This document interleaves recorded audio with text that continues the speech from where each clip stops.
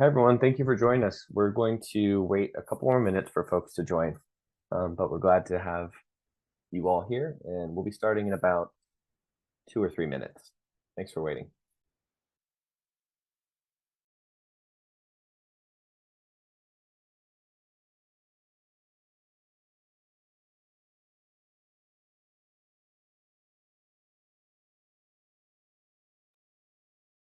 Hello, everybody. My name is Ariel Rivera Solari. Welcome here. Meanwhile, we wait for the others to join. If you would like to introduce yourself using the chat, please, you are welcome to do so. I will start doing that myself.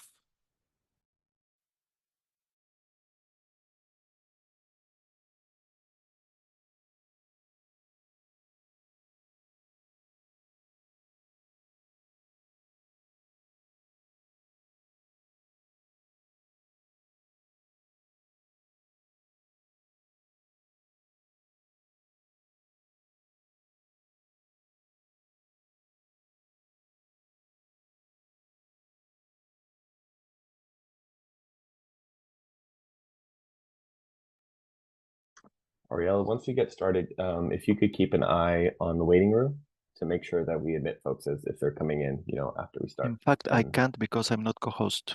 I see. Okay. Let me see.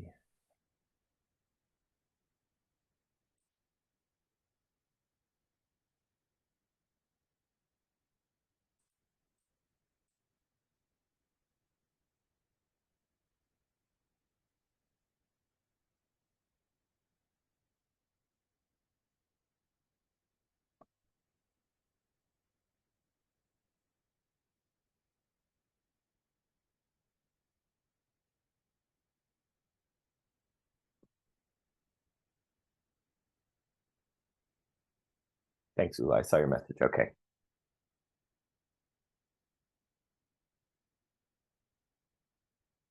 Miho from Japan, Ali, welcome. It's nice to have you here.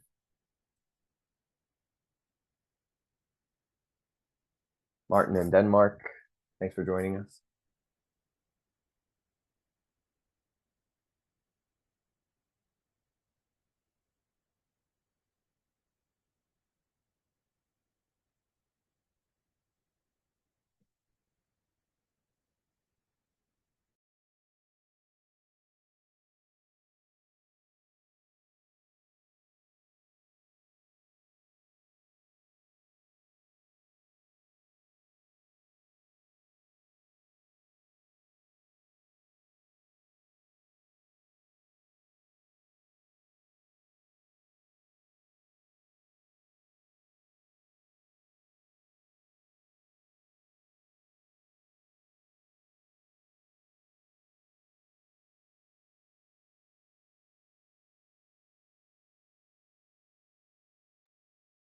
Okay, Ula, can you go back to the next slide? I think we'll go ahead and get started.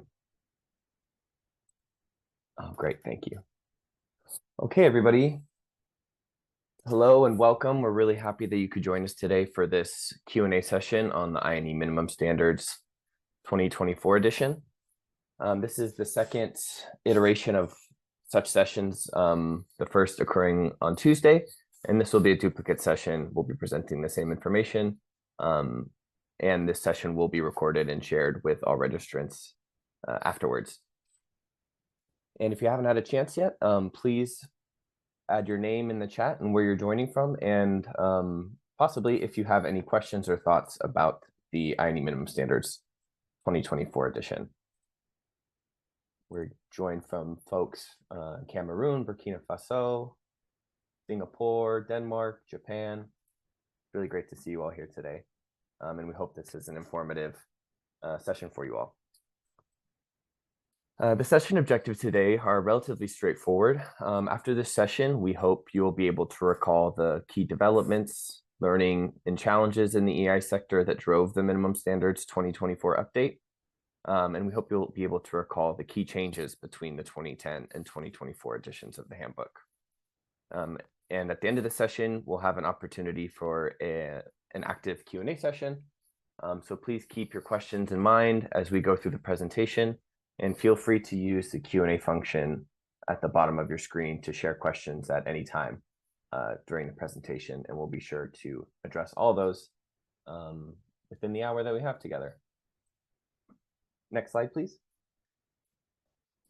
And before we dive into the Minimum Standards 2024 edition, I'd like to spend a moment just to go over what is INEE. For some of you, you may be new members to INEE, you may be longtime members, or this may be your first INEE event. So INEE, the Interagency Network for Education Emergencies, is an open global network of members working together within a humanitarian and development framework to ensure that all individuals have the right to a quality, safe, relevant, and equitable education. INEE exists for and because of its members.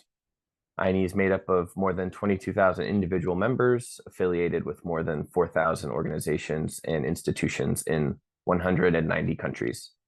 INEE members are NGO and UN personnel, Ministry of Education and other government staff, local and regional civil society representatives, students, teachers, youth, donors, and researchers who work in education emergencies. And if you're not already an INEE member, we encourage you to visit the INEE website and join. It's free, and you can get access to all our multilingual newsletters, resources, collections, and everything that the INEE website has to offer. And Ariel will share a link to that in the chat. Next slide, please. And we'll start our discussion of the INEE Minimum Standards 2024 edition with this brief video that provides an overview of the update process and what's new in the 2024 edition.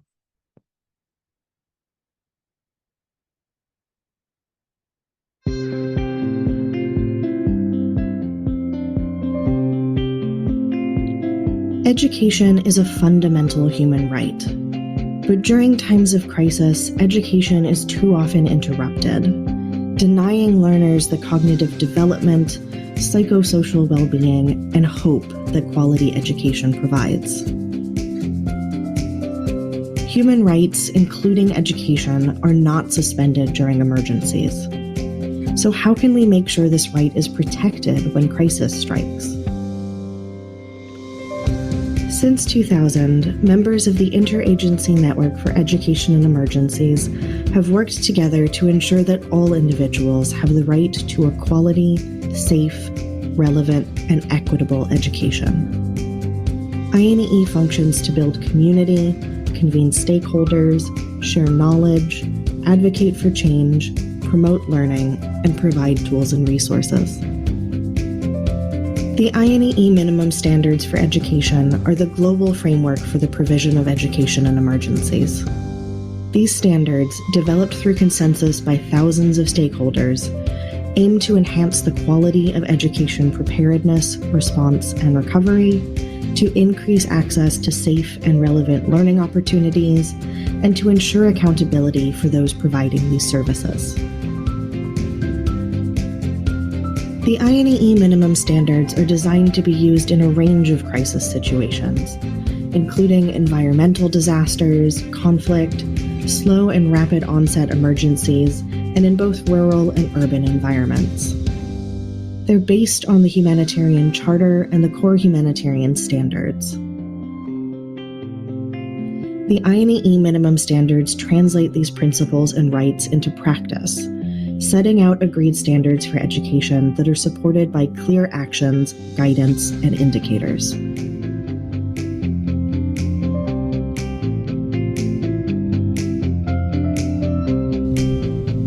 The INEE minimum standards are periodically updated to incorporate new learning and evolving needs. The 2024 update involved more than 1,600 individuals in 35 countries, participating in a variety of online and in-person activities over more than 8 months. The inclusive process was based on the principles of broad consultation, community participation, cultural and linguistic diversity, and racial equity. We asked some INEE members who've been involved in the update to share what's new in the 2024 edition of the INEE Minimum Standards. The 2024 edition of the INEE Minimum Standards reflects the realities and perspectives within a changing humanitarian development landscape. The update focuses on missing or incomplete topics, on the clarity of the text, and on adjusting the format and navigation of both the digital and hard copy versions of the handbook to increase accessibility and usage. It has been exciting to be part of the INEE Minimum Standards updating process. This is because some of the grey areas that have emerged over the last 10 years have been covered by the updated INEE Minimum Standards. Some of the areas include new guidance on early childhood education, higher education, distance education, and the role of education in addressing emergencies induced by the climate change. The length and complexity of humanitarian crisis has grown, requiring a stronger collaboration between a large number of actors. New standards and guidance have been added to address the need for greater coherence, coordination, and linkage with other sectors, such as health, protection, food assistance, and others. The update includes a stronger focus on gender and inclusive education, and in recognition of the localization agenda, new guidance reinforces the central role of local actors and crisis-affected populations within humanitarian response. The updated INEE minimum standards engage more meaningfully with concepts of anti-racism and decolonization, not only with new guidance that emphasizes the agency and knowledge of local actors, but in providing guidance in a format and language that is more accessible and easy to use. The INEE minimum standards express a commitment that all individuals, children, youth, and adults have a right to education whenever and wherever crisis strikes. The updated handbook is a powerful tool in protecting this right. Visit INEE.org to learn more about the INEE minimum standards and become a member today.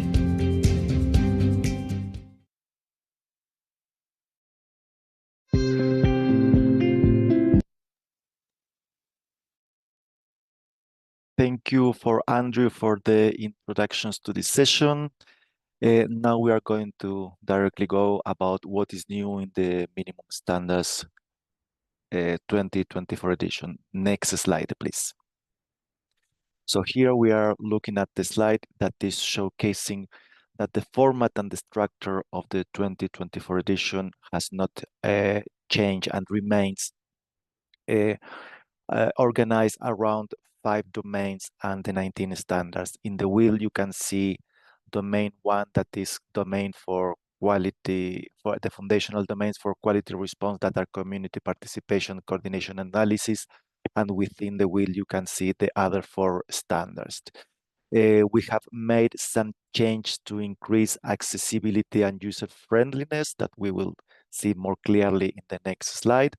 And also there are new icons and a new color scheme that is matching not only the INEE logo, but all INEE resources. Also, we have added a reference and further reading links to at the end of each standard and each domain that has information and documentation and links to resources and tools that are related, of course, to the topic of the standard and the domain. And also something important to highlight is that the new edition has a foreword signed by UNICEF, UNHCR, and UNESCO, the 3 UN agencies that are, of course, the ones that are looking after and working on policy implementation and other areas of education and emergency response and preparedness in line with the INEE minimum standards. Also, these 3 agencies are the INEE steering group's permanent members. If we go to the next slide, we will see an example about the new format. Here we are looking at the domain 5 education policy, standard 19, and you can see that each key action is matching a guideline notes, as you can see in the yellow and the red examples. You can see the new color of the standard, that is the blue, The last E of INEE is also blue, so you can see the matching. And you can see that the new icons from the key actions, the guidance notes, and I would like to draw your attention to the augmentation lens glass that is here, that is about, that is seeing the C also. This C also has internal links to the different standards and how the different standards, key actions, guidance notes are interconnected among themselves, so we can have and we can read the minimum standards in a holistic way. Of course, these links works only on the PDF version and will not work on the handbook, and you will see a new feature on the handbook that will lead you to the different interconnections among the minimum standards, key actions, guidance notes, or the different sections of that. So this is the way that we have increased user friendliness access. But it's not only on the format, the English version, the one that we are presenting now, because the translations have not started yet, have gone through plain language revision done by clear global translators without borders. So we hope that the new English version is less heavy on jargon and more directly on the language. Next slide, please. So here you can see the INEE map with the 5 domains and the 19 standards, and you can see the different colors that are matching the INEE logo and the others INEE resources, with the addition of the green, because we have 5 standards and INEE have only 4 letters and 4 colors in that issue.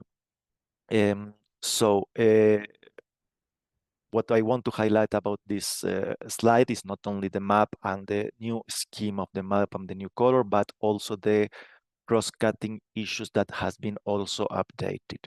For instance, protection, gender, disability, mental health, and psychosocial support were part of the 2020 edition. Likewise, disaster risk reduction and resilience. But for instance, climate crisis and gender equity in education and emergency are part of the topics that were highlighted during the consultation that we did, and the video showcased very well. So climate crisis, gender equity in education and emergency are not just topics that INEE Secretariat or INEE just came up, they are the result of the wide, broad consultation that we did in these countries and with the people that you saw in the video. That, by the way, referring back to the video, for instance, if you remember that there were people from Colombia, from Greece, from Afghanistan, Assisi, Lisette, Eleftherios, all these people were the ones who did the INEE update consultation in the countries, in the language of the country. Eleftherios in Greek, Assisi in Afghanistan in Pashto and Dari, Lisette in Colombia in Spanish, and so on. Other people that you saw in the video were also part of the INEE minimum standards update, like for instance, Carly Mannion was doing the gender revision, Seun was doing the revision of centering equity in education and emergency. And by center equity in education and emergency, we highlight the approach to the decolonization and anti-racism. Next slide, please. This is also one of the new issues, new features of the 2024 edition. The introduction of the minimum standards has been extended with a more conceptual approach. And the 4 topics that I would like to highlight of the introduction is an updated definition of quality education. Because during also the consultation, it was clear that we needed to, INEE needed, and the standards needed to highlight and to expand what is the meaning of quality education during emergency. So we began with 7 characteristics of the quality education. These 7 characteristics have a global outreach, but always the definition of quality education need to be contextualized and relate to the context. And when I explain a little each of these 7 characteristics, we can think which of these 7 characteristics are more suitable to be adapted to the local context. For instance, the first characteristic is clear: education is right-based. Education is a second-generation human right, And as any human rights, nobody can deny that, and education is one of that. The second characteristic of quality education is that need to be contextualized and relevant, meaning that quality education is not isolated for the culture and the place where the education is being implemented, and relevant, that need to be meaningful for the youth, children, and adults that are getting the education, as well as for the whole community. The number 3 characteristic is holistic development of the learners. And here is very important related to quality education, because what does INEE want to convey about holistic development of learners? We are talking about cognitive, we are talking about psychosocial, and we are talking also about the academic skills that all youth, children, and learners need to acquire during educational teaching learning process. So the minimum standards are pointing not only to foundational mathematics, literacy, but also psychosocial and emotional learning skills. That's what the quality definition is aiming with: holistic development of all the learners at all the levels. The number 4 is the teaching and learning. And also this is very important, because quality education cannot take place, cannot occur, cannot have quality outcomes without the proper teachers and the professional development and capacity sharing of the teachers, and how these teachers are equipped and deliver the teaching learning process. So teaching and learning is also having proper and well prepared teachers is fundamental part of quality education. Number 5 characteristic is enabling resources. It is very straightforward how the different stakeholders, including community and more important community, contribute to as enablers of the quality education. Number 6 is also related to all what we're explaining, is about learning outcomes. The learners, the children, the youth, and the adults who are part of the quality education process, and the quality education needs to have learning outcomes that allow the learners to acquire the necessary knowledge, and if the education is official and certified, acquire the certification to go to the whole education learning continuity. And this is the 7th education learning continuity. We're talking about all levels of educations, from early childhood education or development, for primary, secondary, until tertiary, technical, vocational, or university education on this issue. And the learning continuity is always also from the preparedness, the response, and the recovery phase of the situations. So the next issue is about the discussions about related to contextualizations. As we said, the minimum standards are much more useful when there's a discussion how they relate to the context and how the reality of the situation is linked to that, including the humanitarian development peace building nexus. That is a very jargon concept that we utilize sometimes in the sector, that we need to go deeper and find a way to how to convey the message in an easier way. But very basically what we're saying here is that education is a human right and need to be implemented in any of these situations. Humanitarian development or even quality education is a foundational way to achieve peace building. The last 2 points I want to highlight is that the minimum standards has a note on capacity sharing. What do we mean by capacity sharing? In the spirit or in the approach of being more inclusive and in line with the change of the sector and the highlights of the consultation, we changed capacity development, as was stated in the previous 2020 edition, to capacity sharing. Capacity sharing would like to convey the message that the learning is a process, and there's not only one stakeholder and one part of the teaching learning process that is the owner of the knowledge with a top-down approach. Of course, this concept needs to be buy-in by all the community, and we need to work out how this concept will be translated. For instance, if we think in the different language, and I will give my own example as Spanish, the translation of capacity sharing will provide a very interesting debate about how we will go about this concept. And finally, a critical reflection of the update of the minimum standard process. What is highlighted in this reflection process is all the difficulties that we have on updating a global tool, consulting only, and I put between This issue, we need to be clear, is not only but 1,600 people, 17 countries on the process. For a global tool, there is a clear tension between global's approach and context approach. There is a tension between global standards and local standards.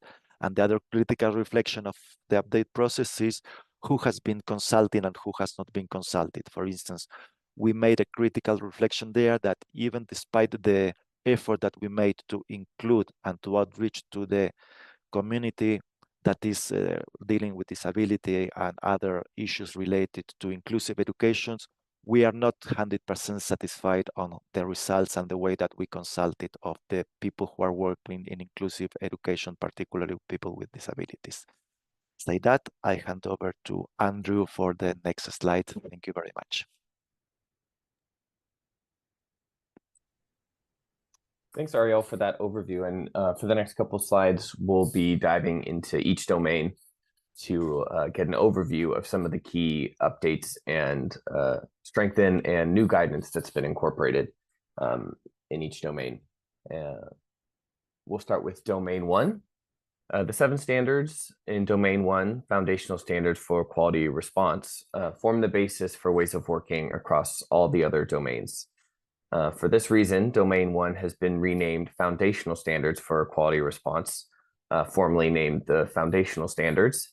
And it was renamed this to highlight that these are process standards, which cover key elements that should be present in all levels and types of education programming.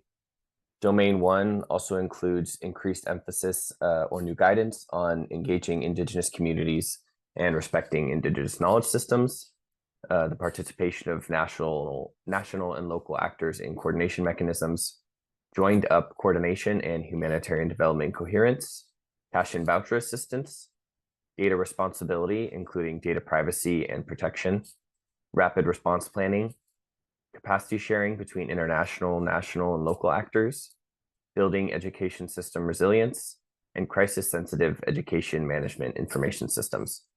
And while we go through these slides, it's important to remember that the update process was broad and consultative. So these are key highlights and things that were updated in each domain, but it's certainly not an exhaustive list.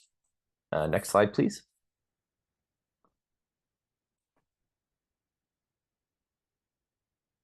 The 3 standards in domain 2, access and learning environment, focus on access to safe and relevant learning opportunities. Standard 8 in this domain has been renamed Equal and Equitable Access, formerly named Equal Access. This is to illustrate the importance of not only ensuring that all learners have access to education during a crisis, but also the importance of striving for equity by identifying disparities in opportunities, outcomes, and representation of different groups, and addressing those disparities through targeted action. So Standard 8 has a greater focus, not on just equal access, but equitable access as well. Domain 2 includes increased emphasis or new guidance on child protection EIE collaboration and linkages to the minimum standards for child protection. Domain 2 includes Standard 9, which is on protection and well-being, which is certainly a focal point for emphasis on collaboration between child protection and EIE, but linkages to the minimum standards for child protection have been strengthened throughout the handbook. As we know, education and child protection are companion sectors and often work in the same areas and reach the same children in integrated programming. Domain 2 also includes new guidance on distance education, the specific needs and challenges of learners at different levels of education across the learning continuum from ECD through tertiary, flexible education and multiple education pathways, including formal and non-formal education opportunities, recognized and certified non-formal education that provides a pathway to continued learning, and mitigating the effects of the climate crisis and disaster risks on education infrastructure. And this includes through respecting and drawing from local and Indigenous knowledge systems. And lastly, school safety and the GADRIS Comprehensive School Safety Framework. Next slide, please. The 4 standards in Domain 3, teaching and learning, focus on critical elements of teaching and learning, such as curricula, on the assessment of learning outcomes, teacher training, professional development, and support. Standard 13 in Domain 3 has been renamed Assessment of Holistic Learning Outcomes, formerly named Assessment of Learning Outcomes, to emphasize the importance of assessments that encompass academic learning, mental health and psychosocial support, and social emotional learning. Domain 3 also includes increased emphasis or new guidance on digitalization and distance education and its implications for teaching and learning, inclusion of refugees in national education systems, language of instruction and mother tongue, and respecting and drawing from local and indigenous knowledge systems when developing curricula and teaching and learning materials and approaches. Next slide, please. The 3 standards in Domain 4, teachers and other education personnel, focus on administration and on managing human resources in education, particularly teachers. This includes recruitment and selection, conditions of work, and professional support and training. Domain 4 includes increased emphasis or new guidance on teacher qualifications and aptitudes in crisis contexts, increased focus and elaboration on the UNESCO ILO global recommendations on the status of the teaching profession, teacher management issues, including employment contracts, compensation, and professional support mechanisms, and teacher well-being and mental health and psychosocial support. I think particularly for Domain 4, one thing that resonated really strongly in the consultation process was that making sure that the domains related to teachers and teacher support really reflected the needs, skills, and priorities of teachers in crisis contexts, hence the increased focus on teacher well-being and aptitudes related to emergencies. Next slide, please.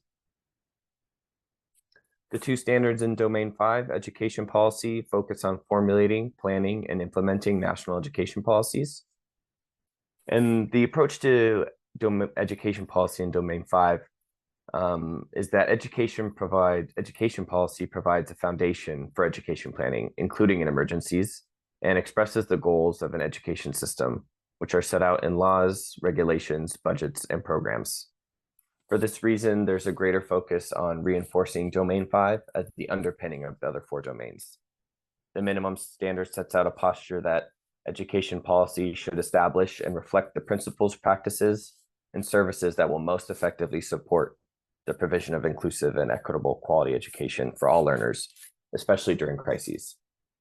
Domain 5 includes increased emphasis or new guidance on national education sector plans and emergency plans, including contingency and preparedness plans, reflecting the humanitarian development peacebuilding nexus in policymaking, the role of EIE advocacy, aligning with international tools, conventions, frameworks, and policies that have come into existence since 2010, including the Global Compact for Refugees and the Safe Schools Declaration, and regulating private sector engagement in EIE. And I know we have a particular question about this aspect of regulating private sector engagement, and we'll get to that during the Q&A. Over to you, Ariel. Thank you. Thank you very much, Andrew. So after the overview, what is new in the INEE Minimum Standards 2024 edition, where you can get the minimum standards. All these presentations and all the links that we are quoting in these presentations are based on the Minimum Standards 2024 edition PDF that is available on the INEE website. This is the second link that you see, the first link that you see on and the second link that you see on this presentation. The first link refers to hard copies. We are on the way to get an agreement with the publisher, so hard copies may be available soon. And the third way to make available or to get the minimum standards is in a digital form in the INEE website. But all the work that we have done and all the presentations, color schemes also, and everything that we refer is basically based on the minimum standards PDF version. So if you want to get the PDF, please go to the link that is there and you can download it, of course, by free. And if you want to print by yourself, your organizations, the place that you're working, you can also do and reach out to us, and we have printing files that you can utilize to do the printing and distribution on your own organization. Next slide, please. So what's next? The minimum standards are fresh out of the oven. We did a presentation on 7 May and the official launch was done 30th of April. So we are doing launches. This question and answer is part of this launch campaign that we are undertaking. Also, the very important next step is translations. I have 5 official languages. English is not the only one. So translations into Arabic, French, Portuguese, and Spanish are coming. We already have an agreement with UNESCO that will do the funding of the translation of for languages. The translation process is always with Translator Without Borders, Clear Global, but the different process in translation is that once translations are finalized by Clear Global, INEE will convey translations revisions groups that will be hosted by INEE language community facilitators in Arabic, French, Portuguese, and Spanish. I think in this session we have Laura from the Spanish community and Emily from the French community. And these revisions groups will endorse, will discuss, will provide inputs about the different terminology and inclusive language of the language. Again, being a Spanish speaker, I will provide example of Spanish that may also be applicable to other language. How we do approach inclusive language and gender and articles. How we do translate capacity sharing. How we do translate education personnel. And that language and that concepts need to be friendly and understood by the people from Argentina, Chile, until Mexico, Spain, and why not, if we have the opportunity to do so, in Equatorial Guinea, where sort kind of Spanish is also spoken. Likewise in Portuguese, likewise in French, likewise in Arabic, Francophone Africa, France, Francophone islands in Latin America, all of them need to have a common approach to the language. I will not keep going with Portuguese and Spanish and Arabic because they are not my competencies. So we can go to the next final box, that is capacity sharing. Capacity sharing is, as I explained before, INEE is changing the term from capacity development to capacity sharing to foster mutual learning among the participants of any of these events. The capacity sharing events will be basically orientations and training sessions that we are piloting right now. Right now, INEE is piloting a session of 1 hour or 3 hours on the content and usage of the INEE minimum standards. We did one internally on the Secretariat. Ula Wamsha, who is the Learning and Development coordinator, did one for the RESI SDC community in Switzerland. We will host one or some sessions for the INEE minimum standards community of practice on due time. So please keep tuned on the INEE website to get acquainted and to know when the next capacity sharing event is going to take place. And all the work that we are doing in the capacity sharing will also be shared at the end of the year with the open source tool about the facilitation of orientations and package of the minimum standards. Say that, Andrew, for my end, I think we have reached the end of the presentations. I don't know if you have something else to add that I forgot. If not, we go directly to the questions and answers. Yeah, that's great. Thanks, Ariel. And that concludes our presentation for today, and the rest of our session is open for Q&A. So I know we have one question from Miho Takada. And while we start with this question, I encourage everyone to either post your questions in the Q&A or feel free to open your video or your microphone and share your questions with us. And we'd be happy to answer anything related to the 2024 update, anything related to what's new in the 2024 edition, future activities related to the new handbook, or questions in general about the minimum standards. So please feel free to share anything. But Miho's question, Ariel, is, I'd like to understand the background of the update of regulating private sector engagement in EIE in Domain 5. Sure.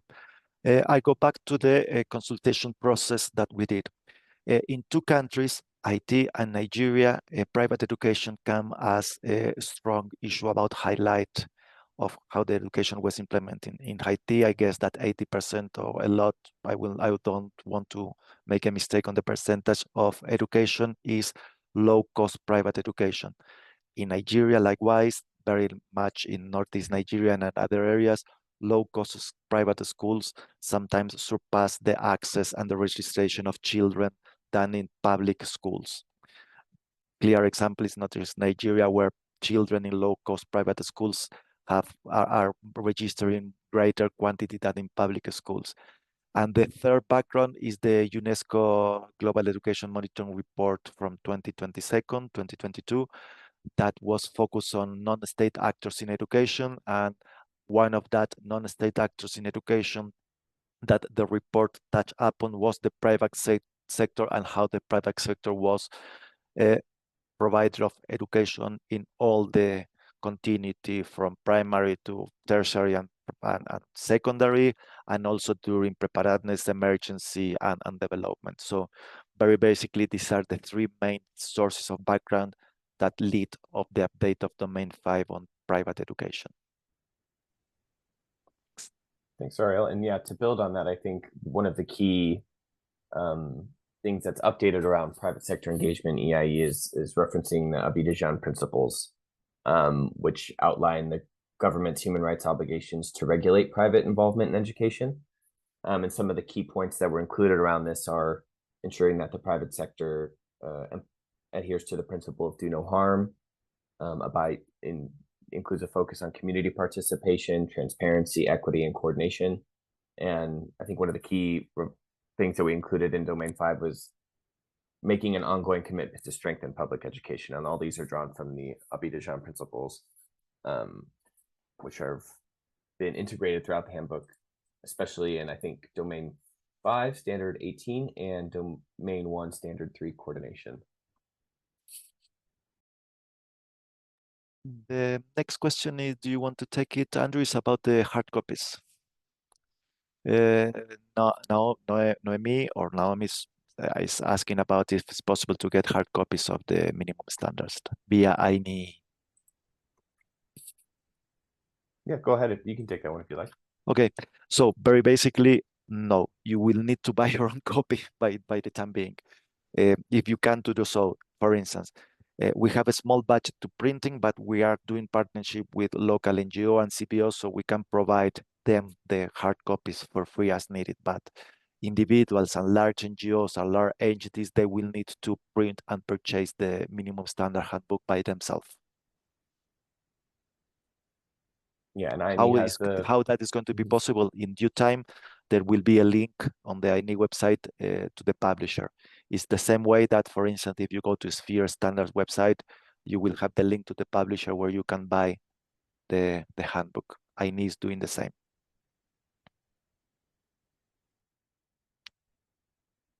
I see we have another question from Anas here. Is there a plan for INEE minimum standards to be disseminated to education ministries and local authorities around the world? Is it something that INEE has thought about? Definitely yes, but as we are just the minimum standards 2024 edition is still not even 1 month older, and we don't have the translations to Arabic, French, Spanish, and Portuguese. That dissemination with Ministry of Education will take place, and the rollout plan of dissemination with Ministry of Education will take place once the translations are finalized. We have several ways to do that kind of disseminations. We have INEE country focal points in different countries like Colombia, like Yemen, like Syria, like Venezuela, like India. So we have outreach to them, but always before we also have the outreach through the global education cluster that we can outreach to the ministries of education. So short answer, yes, we have that plan, but to implement that plan, we need to wait until the translations and validation of the translations are finished. What is the timeline of the translation? Given or taking, the translation by Translation Without Borders takes 4 months, and the validation process by the revisions group by members, we hope to take another 2 months. So by then, if you make the calculations, we will be by the end of the year. So the outreach to Ministry of Education that are not English speakers will take place next year. Thank you very much. We have a clarification from Emeline about the printing. Emeline is the language community facilitators for the French community.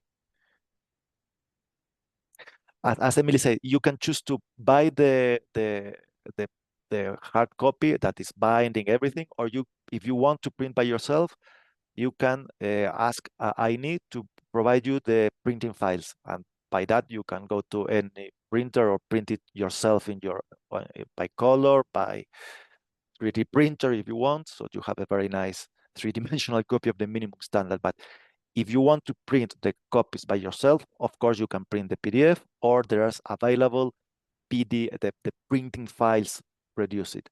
And we have a partnership with the Japan institution. Andrew, if you remember that, I'm slipping my mind who was that we were partnering with in Japan to do that process of printing, that we share with them the printing files. Yeah, the name's escaping me, but I think the main thing to take away is that there's a number of ways to access the minimum standards, and if you're interested in acquiring hard copies, the one option is to purchase through the publisher. The second option would be to request the printing files from INEE, but of course INEE will do everything its due diligence to make sure that members who need hard copies can get access to them. So if you have any questions about that, just reach out to the INEE Secretariat.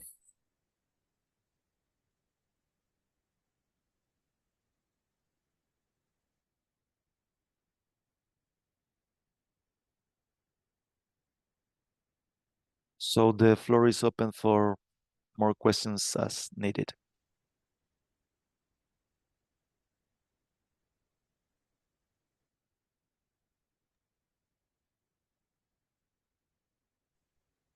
All right. Well, I think if there's no more questions, I just Ariel, found did you want to information speak to one about thing? is the Japan NGO Network for Education. We can, if you want to have that hard copy there, you can in Japan. It's the English version, of course. You can reach it out there. So, Mijo, that if you want, you can we can share the email from the NGO, the network of NGO with you, if you want to get in contact, or you are already part of the network there. So that's a way that we can put in action any network. I know we have one question already from Isufu about anticipatory action. Right. And this question is, does this new version take into account anticipatory action in the education sector, and how? I can answer that. The 2024 edition mentioned anticipatory action only once time. Why is that? All the topics of the update were based on the consultation that we made with the members and with the wide education and emergency community. And anticipatory action was not within the priority topics during the consultation. We acknowledge that the anticipatory action is now a topic that is very fashion and is one of the new buzzwords that is very much related to climate change, but the 2024 edition does not have specific key actions or guidance notes on anticipatory actions. Say that if there is any interest of the INEE community and membership on going further on anticipatory actions, we can specifically work on that. Thanks. Yeah, and to add on, for those who are interested in learning more about anticipatory action, the Global Education Cluster did just release guidance related to anticipatory action. So I'll share that in the chat. Right. So now the floor is open for anybody who would like to do any questions about what is new or what is your interest on the minimum standards 2024 edition.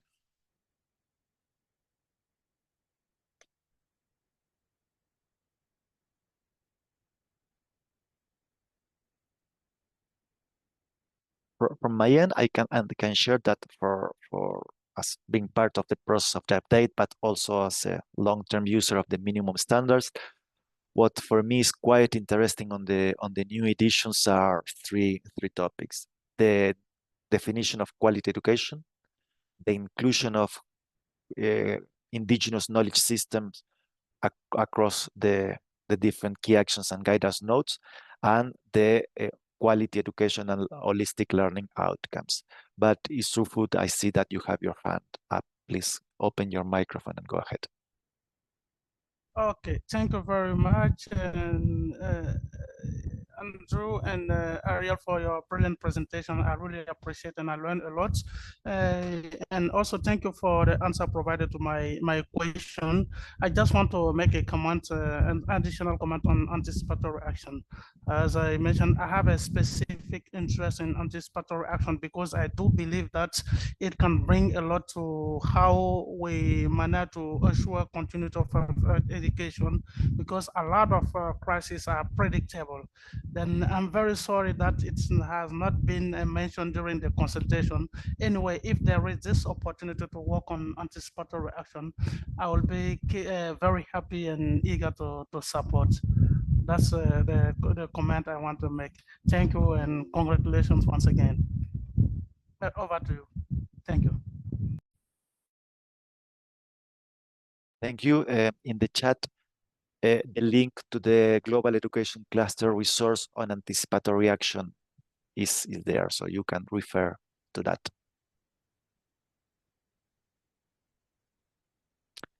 Pente, please.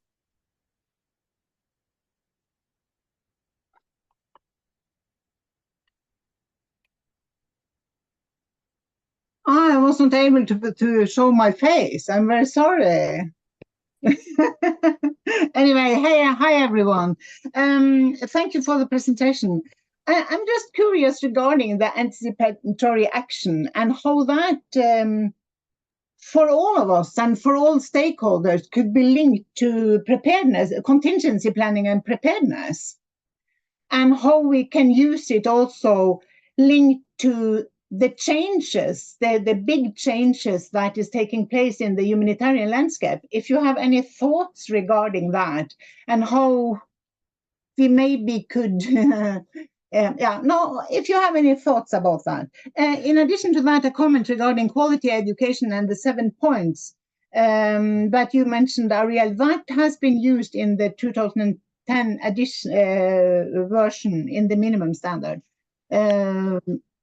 So we actually, but the focus you are doing, INEE is doing of that now is different from earlier, I hope. So we can go more in depth on that. But anyway, my question was, as you maybe heard, I don't know, Andrew or Ariel or anyone else that would like to elaborate on that, because I think it is a clear linkage as I see it. And honestly speaking, from my end, I'm still learning on anticipatory action and education. So I'm reading the guideline, I'm reading the anticipation hub link that I share with you. So honestly speaking, I acknowledge my lack of deep knowledge, and I cannot give a proper answer about anticipatory action on and education right now. But yeah, but what I'm trying to say is that because anticipatory action is actually something you have to look, that's the future in a way, and what is coming up next, and that is why we do the change, why we have done the update of the minimum standard, because of the big change in the humanitarian landscape. A conflict today are different from the conflict 10 years ago or 15 years ago. The same with all the disasters. And that's why I think it's important to start linking it up with contingency planning and preparedness planning, so we are all aware of what it is and how we can use it. Because then we really can be together and look into the future. I don't know, maybe stupid question, but... No, absolutely, Bente. I think it's a great reflection, and I think it shows that the minimum standards is a living document, right? You know, these updates are periodic, so of course they're never going to capture the breadth of knowledge and developments in education emergencies, but how can you take what's in the minimum standards and use it as an entry point into new development? So I think when you think about anticipatory action, from my understanding, and I agree with Ariel, I'm still learning, but the operational kind of quality of anticipatory action is forecasting crises, anticipating crises. And when you think about contingency planning, which is a strong focus in the minimum standards, contingency planning and preparedness planning, like earmarking funds, determining activities ahead of time for anticipatory action.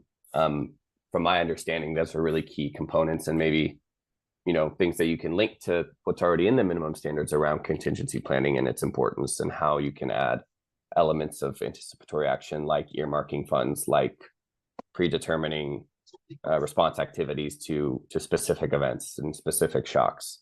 But I would love to hear from the audience, and especially, you know, Sufu, I know this is an area of interest, but yeah, feel free to share your thoughts around this or any other, you know, questions you might have. But thank you really for the provocation, Benta.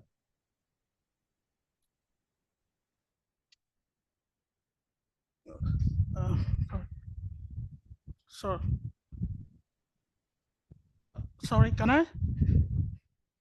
Yeah, please jump in, Sufu. Okay, thank you very much. I do believe that with this version we can still see how we incorporate anticipatory action on our work here. For instance, if you see the second domain, for instance, access and learning environment, for instance, we can see during the training how we involve the community to predetermine some activities that could be activated when there is a threat that can affect the school. And as you said, it's based on some predetermined data, but we also have the light and the hard version of anticipatory action. With the hard version, we can rely on some scientific data, like observing the rainfall and also the evolution of the drought. But we also have the light touch based on indigenous knowledge. We can see with the community, the parents, what are the signs in the area that shows that there is a threat that can happen, that can unfold very soon, and so that they can anticipate and find some activity that could be implemented. I think all along the different domains, we can see which kind of activity we can introduce in terms of anticipatory action. That's a comment I wanted to make. Thank you, and once again, congratulations for the job. Over to you.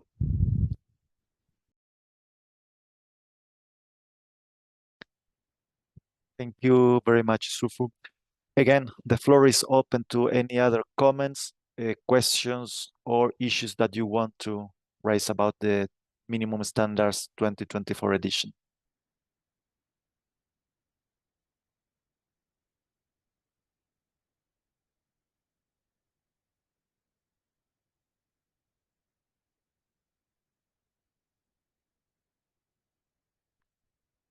So, again, personal view, I already say what is the most interesting part for me on the minimum standards update, definition of quality education, indigenous knowledge system that is very interesting, or a challenge also how we are going to address this issue. And indigenous knowledge system also is linked to climate change, because one of the key actions, and Guy does not specifically state that indigenous knowledge system need to take into account when addressing climate change and taking actions related to education, and the other one on capacity sharing. And I always want to stress something that Andrew said, domain 5 about education policy underpin all the other domains, because without the change on education policy or without addressing education policy, none of the other new things or topics that are addressed on the minimum standards or in implementing either a preparedness, a response, or recovery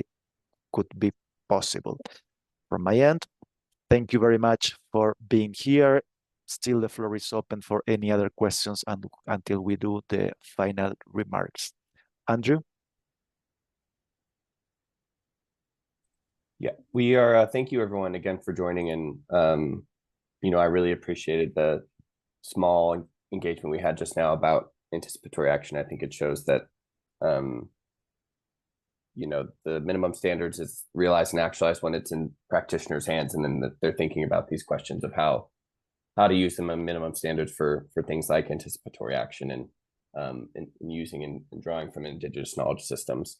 But I've just put the link to the minimum standards landing page. So there you can find the PDF and all the supplementary resources that we've created to accompany the 2024 edition. That includes a summary of what's new, which will be very similar to the presentation you saw today. And we also have a partner launch package. So if any of you are interested in sharing the new minimum standards with your organizations or your networks, we've developed a short presentation that you can use and adapt to share with your network. So feel free to contact us at minimum.standards@inee.org if you have any questions or need any support with your use of the minimum standards. But thank you all for joining us today, and Ariel and I will be available by email if you have any questions after the session. So thank you. Excellent. Thank you very much. My last remark is that INEE currently has member